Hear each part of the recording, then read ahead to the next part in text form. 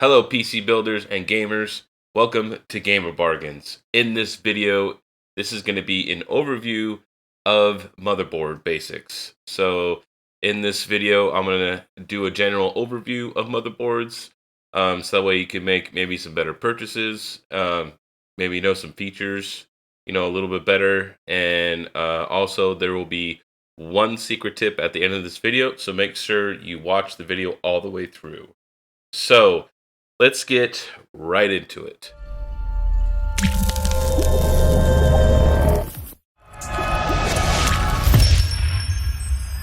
First thing you need to decide, and this is really controversial when it comes to motherboards. When you're picking a motherboard for your build, you need to first decide if you're going to use AMD or Intel. That's the biggest thing, because essentially on the motherboard, you won't be able to have an AMD processor on an Intel socket, is what will happen. So that's the first thing you need to decide if you're going to be an AMD person or an Intel person. They both make really great products, and it kind of depends on what you want to build and your workload, games, and so forth. So for that, the next thing that we're going to jump into is going to be the CPU socket. So think of the socket as like a shoe size. So we'll use this. AMD has been on their AM4 socket for quite a few years now. So when you're looking at motherboards and you're thinking about getting a Ryzen CPU, you're gonna want an AM4 socket, right? Because the Ryzen's processors will fit in the AM4 socket. They will not fit in the AM3s or any other kind of sockets. So with Intel, they just launched their Alder Lake CPUs, so you're going to want the LGA 1700, which right now I believe they only have the Z series motherboards. So we'll get into those in a little bit about the different series and chipsets and stuff like that. Anyways, the socket is pretty much like the shoe size of the CPU. So when you're online and you're looking around like, what am I going to buy? And when you're looking at this, and you need to look at the specifications when you're building. Like, you just want to make sure that everything is going to fit, you know what I mean, when you buy these things. So you're like, okay, I'm going to get a Ryzen 5 3600. Okay, well, that's an AM4 socket. So when you're looking at motherboards, you probably won't find AM3s, but if you're like going on eBay and other things like that, maybe some other sites, people can mislead you, and I don't want you to be misled. So make sure to pay attention to what CPU, and it'll say in the specifications what socket type that CPU is, and you need to buy a motherboard that has the appropriate socket size so that they will be compatible with each other. So something else. So the next thing we're going to talk about is going to be the form factors. So we'll just use these three sizes because there's many other different sizes. But these are the three general sizes that you will probably run into in for PC building, just for at home. So you're gonna have your ATX, which is gonna be your full size boards, which are like these boards up here. So this is a Z590. This is a full, and this other one over here, this X570, is also a full ATX. And then in the demonstrations I'll be showing here in a little bit, I'll be pointing at everything too. In a little bit, I'll be showing you everything on this. This is a B460. It's an Intel board, and this is a micro ATX form factor. So then it goes down to micro ATX, which is, it's more like the, mid size, which is most cases are going to be mid. Those are, they're pretty common because they're not too big, they're not too small. So it's a good size to kind of have. They're pretty common boards. The next size that has been going up and down in popularity, sometimes it's really popular, then other times it's not, is, the mini ITX. So doing ITX builds is really popular because, one, you can make a very small machine that's very compact. But as you choose these form factors, between ATX and, the micro ATX and the mini ITX, when you choose these boards, you're going to lose certain features, right? because the mini ITX boards, they're only like they're tiny. So you're only gonna have one PCIe slot usually. You're only gonna have probably most times, two open slots for your RAM. So you got to be if you want to upgrade your RAM, you're gonna have to buy a whole new kit, so it gets expensive. So they do have only one, usually M.2 slot, maybe two. Some of them have two, depending upon what kind of board you get. Compared to like if you get one of these full ATX boards here, you get plenty plenty of PCIe slots. You get more expandability. So it kind of depends on your need. Like, is this going to be a small gaming machine that you're going to take to like LAN parties, maybe bring over to your friend's house, or take with you, on the go? If it's a small machine that needs to be portable, then Mini ITX is for you. Now, if you're just building, let's say, your first gaming rig, I would suggest either, a micro ATX or a full ATX, depending upon how big of a case you want, because the full size cases do get humongous. So I would keep that in mind. So that's about form factor.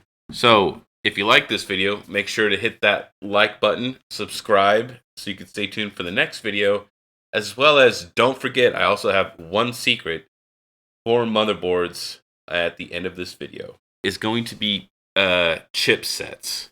Now, as you probably see this a lot of time when you're buying these motherboards, you see like this says Z590, this says X570 over here, and they have all these weird numbers and letters and all that other stuff, right? And it's like, whoa, man, I don't know what to buy. So I'll just break it down for you. As for current generations right now, to keep it easy, because I'm not going to go into previous generations. So for right now, the H series for Intel is like pretty much their bottom of the barrel, right? Just think about that. It's going to have a very, minimal as far as expandability. You won't be able to overclock. The VRMs is going to be not that great. Your expandability on these boards and the features, like Wi-Fi and Bluetooth and some of these other things like your your land and all that stuff, it's going to be a very low end board. Everything will be very limited. It'll just be just enough to get the system to work, which is fine. Like if you're just building a computer system that's just going to be like, a daily driver for emails and just like some Word documents and stuff like that, that board will do you just fine, and you'll save a lot of money because those boards are really cheap. So you got to think about what scenario you're going to use. So then there's the B series for Intel, which is just like this guy here, which is the B460. Now, this one here, it's pretty decent. It has two M.2 slots. So you could put two M.2 NVMe's in here, or just regular M.2s, depending upon, price and all that stuff. But it's also Intel Optane ready, which I'll be teaching you guys at the end of this video. Little leak for this for the secret right there is about Intel Optane. Now, as well as you can see in this picture right here, but it's really hard to see, it is that there's 4 memory slots. So unlike the Mini ITX, the micro ATX boards, you know what I mean, they have usually 4 DIMMs, unless they're really low end and they only have 2 DIMMs. So and then Intel has their next set of motherboards above the B's, which are the Z series, which are for like now I would only do a Z board if you have a K processor, and if you're not familiar with that, I don't want to get too lost in other subjects because I know everything kind of ties in together, but the K series in the Intel CPUs, they are unlocked and they are overclockable, and you can only do that on a Z series board. You have to have a K series processor and a Z series board to do overclocking. Now, on the Z series boards, they do have a lot of other features that are very nice, so you don't have to overclock. It's not like, oh, I can only overclock if I have a Z series. No, it's only if you want to. You don't have to. I have a Z series board right in this thing, and I didn't overclock it. I can if I want. So all these all are different chipsets. So this is the and so those are the 3 stages. There's the H, B, and Z series for Intel. So think about H is low, B is mid, Z is high. So with AMD, they have some different letters, but it's exactly the same thing. They have the A series, which is just going to be like the H series for Intel, which is going to be bare bones, poor VRM, you know what I mean, delivery. So no, you're not going to be able to overclock. You probably only have one M.2 slot. It's going to be super limited on expandability. Maybe only has 2 DIMMs for memory. And then you're going to have your B series, which is pretty popular, you know, because it has good expandability, but it doesn't have all the features, doesn't have all the top end parts, like your 10 gigabit LAN and all that stuff. It won't have that, but it'll have most of the things that you're looking for, right? Now, if you're an enthusiast and you want to overclock and you want lots of features, you want all the best of the best, you're going to want to go with the X series, just like with Intel is their Z series. So that's kind of how it is. So it's A, B, X with AMD, H, B, Z, Intel. That's how it'll work as far as features and expandability and things like that. Now, when people talk about chipset, what they're referring to is going to be, so I can get in. It's hard doing this when you're doing it backwards.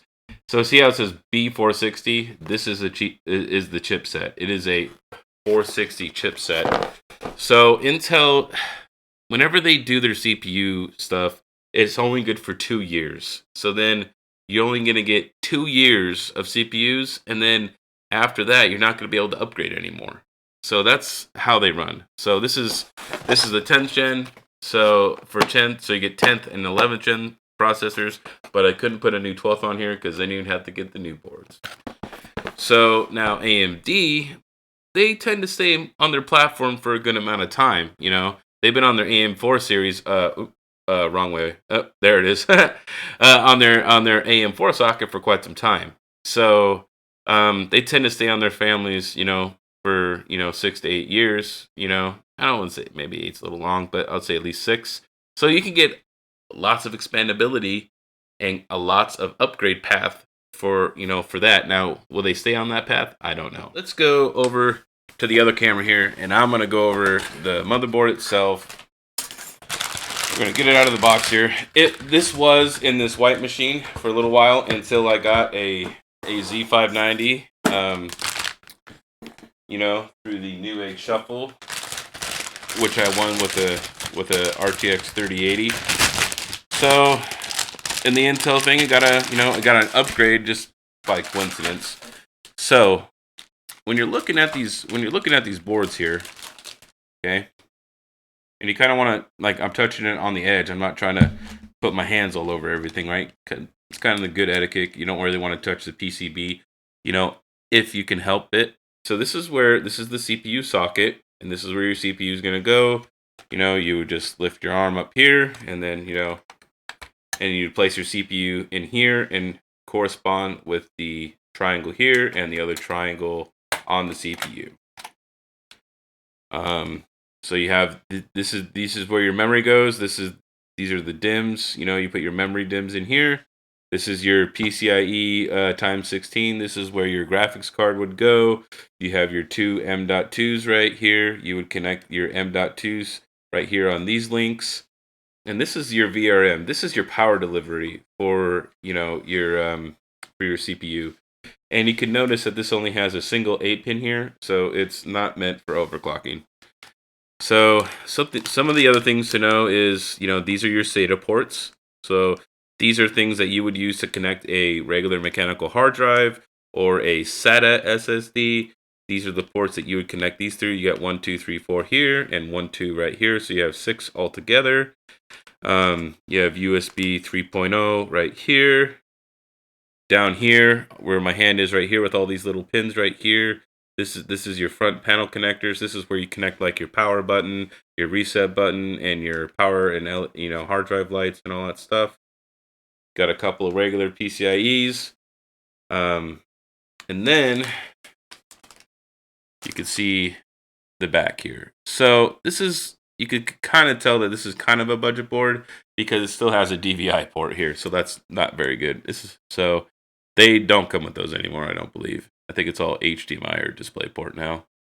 And it also has the the P2 right here. That's funny. Anyways, as you can see, I still have a Oh, this still has my wireless keyboard in here. Anyways, it has, as you can see, so this is a B series, and it's not an impressive one either. Because look, it only has 2, 4, 5, 6 USB ports, and then it has down here it has your audio. So it's, as far as expandability goes, you don't have a whole lot in this price range. Now, I didn't pay a whole lot for this motherboard, and I wasn't planning on doing any overclocking, so it served its purpose for what I had, and so it was cheap. I think it was like, I got it for $89.99 at the time, which I don't know if you can get that for that anymore. So those are just some of the things that you want to look. So in this price range, this is kind of a lower end board. This is like a budget board to get you in the door. Yes, you can game on this. This isn't going to affect your gaming performance. You don't have to worry about that. Budget boards won't affect how much FPS you're getting. I mean, aside from not overclocking, which you only get a minute amount.